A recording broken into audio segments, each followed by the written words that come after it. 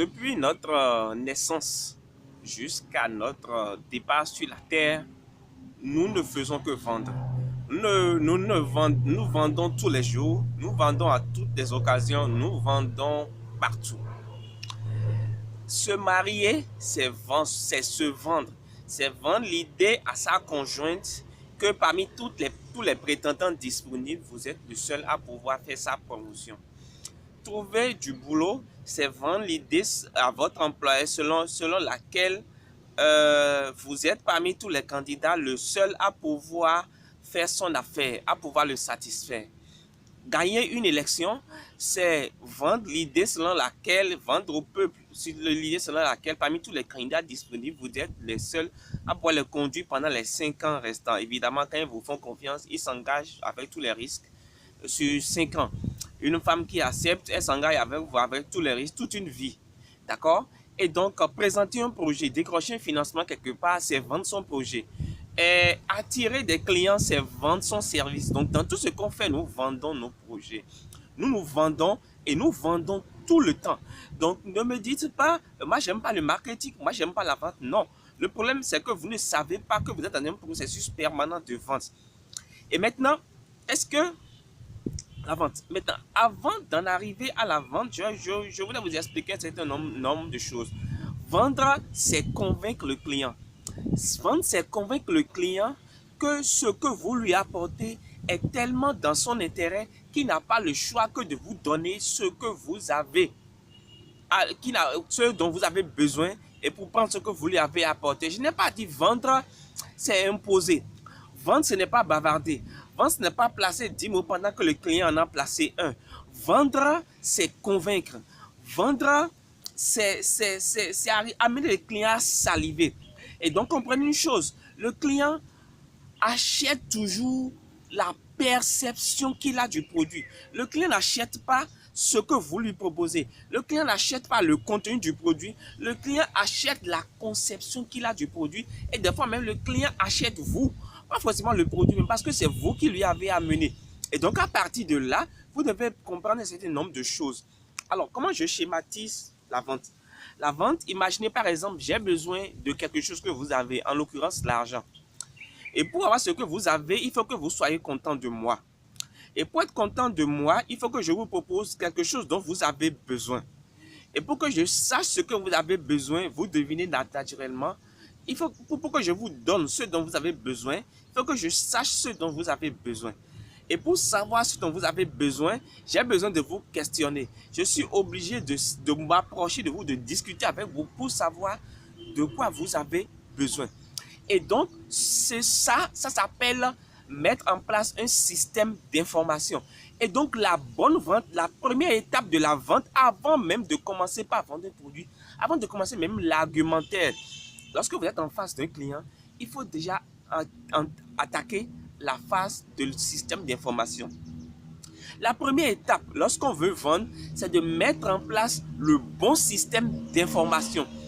Arriver à recueillir le maximum d'informations auprès du client, arriver à savoir les besoins du client, arriver à identifier les besoins dont le client les besoins du client, arriver à savoir quels sont ses désirs cachés, quels sont les besoins auxquels il n'a pas encore trouvé de solution et auxquels il cherche désespérément des solutions.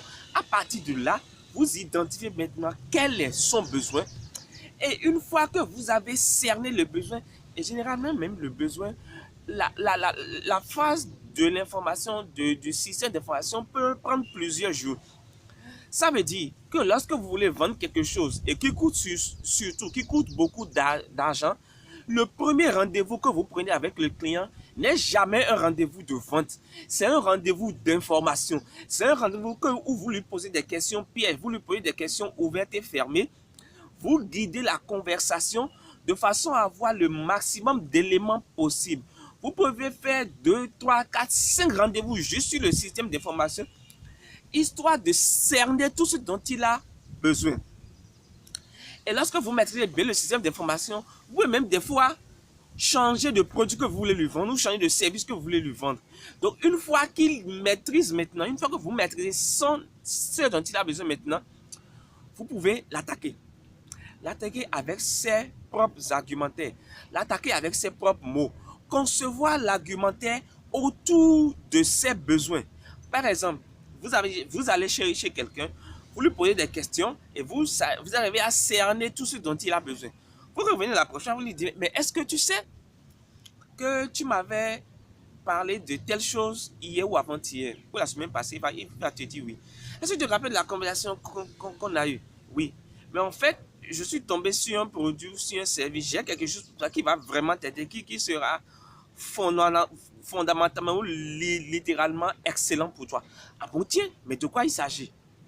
Et vous attaquez là. Vous prenez les problèmes un à un qu'il a énumérés et vous transformez maintenant en solution que vous lui vendez. Il n'y a pas de problème, il n'y a pas moyen pour qu'il refuse parce qu'il a déjà posé le problème. D'accord? Alors, l'autre chose qu'il faut savoir, c'est qu'un produit n'a ni avantage ni inconvénient. Un produit n'a que des caractéristiques. Et donc, c'est en fonction du client que vous avez en face, en fonction de ses besoins, que soit vous ou soit lui va classer les caractéristiques en avantage ou en inconvénient. Je ne sais pas l'idée selon laquelle, je ne sais pas d'où vient cette idée assez bizarre où il faut rester dans son bureau et identifier à la place du client qu'est-ce qui est avantage et qu'est-ce qui est inconvénient. Ça n'a aucun sens, c'est du non-sens, ça n'a aucune logique. Vous allez devant le client et en fonction du système d'information que vous avez mis en place, vous identifiez maintenant au niveau du client qu'est-ce qui peut être avantage pour lui et qu'est-ce qui peut être inconvénient pour lui. Parce que ce qui est avantage pour moi peut être un inconvénient pour quelqu'un d'autre. Par exemple, moi je suis en bonne santé, je n'ai rien. Et vous voulez me vendre par exemple un produit sucré. Je peux acheter une fois en passant. Mais quelqu'un qui souffre du diabète, le produit peut être bon. Du moment où c'est du sucre, c'est un problème. Donc, c'est au client de classer ce qui est avantage et ce qui est inconvénient pour lui. D'accord? Ce n'est pas à vous. Et même si vous voulez le classer, faites toujours en fonction de ses besoins. Ne stigmatisez pas, ne classez pas avantage et inconvénient à présenter à tous les clients. Ça ne marche pas. Alors, troisième chose, avant-dernière chose, lorsque le client émet une objection, vous êtes en plein processus de vente, le client émet une objection, c'est-à-dire tel truc est trop noir, tel truc est trop gros, tel truc je n'aime pas sur ton produit. Arrangez-vous pour ne plus jamais revenir déçu. L'erreur à ne pas commettre, c'est de chercher à discuter les envies du client. On ne discute pas les envies du client. On ne discute pas les désirs du client. Si je n'aime pas le rouge, si je n'aime pas le rose, si je n'aime pas la couleur noire, si je n'aime pas tout ce qui est sucré, il n'y a rien à faire pour que tu puisses me démontrer que j'ai tort de ne pas aimer ça. On ne discute pas les désirs du client.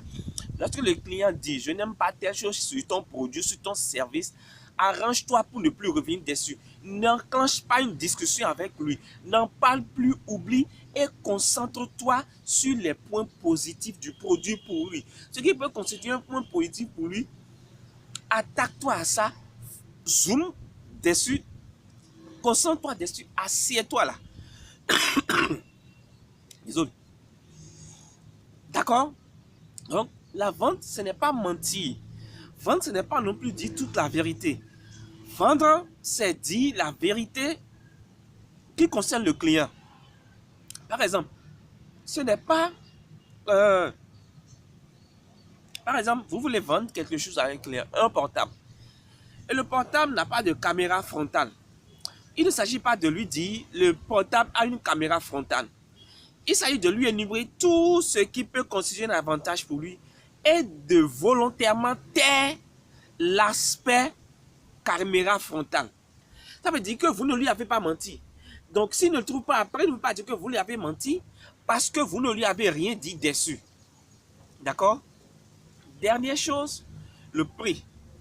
Le prix vient généralement à la fin de la présentation. Lorsque vous finissez votre argumentaire, lorsque vous finissez de traiter les objections, alors lorsque le client fait une objection sur un produit, montrez-lui que vous le comprenez. Montrez-lui que à sa place, vous aurez réagi comme tel.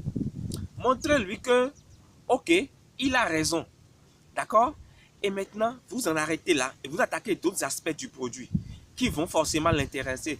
De telle sorte que quand il fait la balance, il se rend compte que mais le produit a finalement plus d'avantages pour moi que d'inconvénients.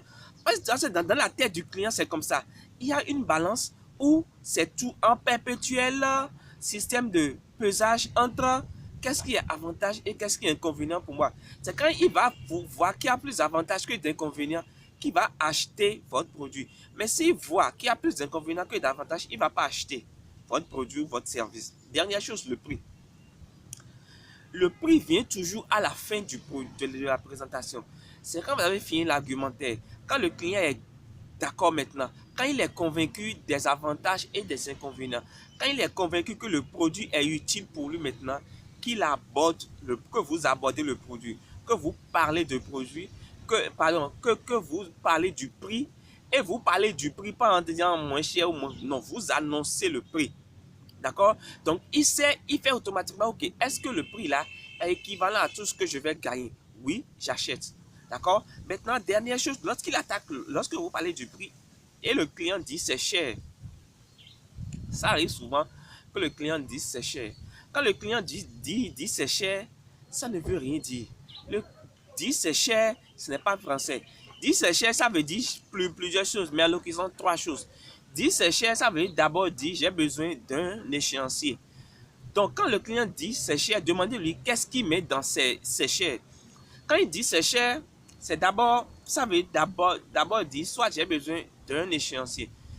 Ça veut dire aussi, par rapport à d'autres clients, c'est un peu plus coûteux. Quand il demande par exemple un échéancier, accordez-lui un échéancier.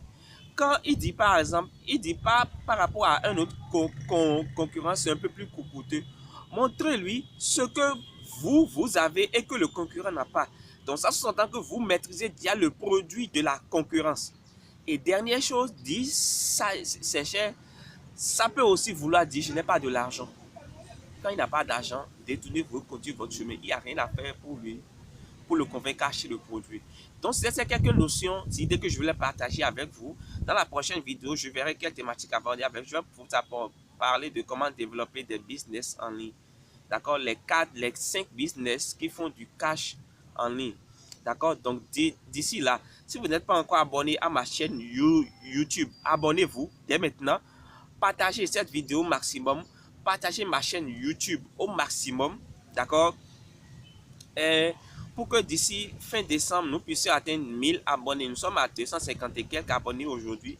Que nous puissions atteindre 1000 abonnés d'ici fin décembre. Je compte sur vous pour le faire. D'accord? Merci beaucoup. Ciao, ciao. Bye, bye.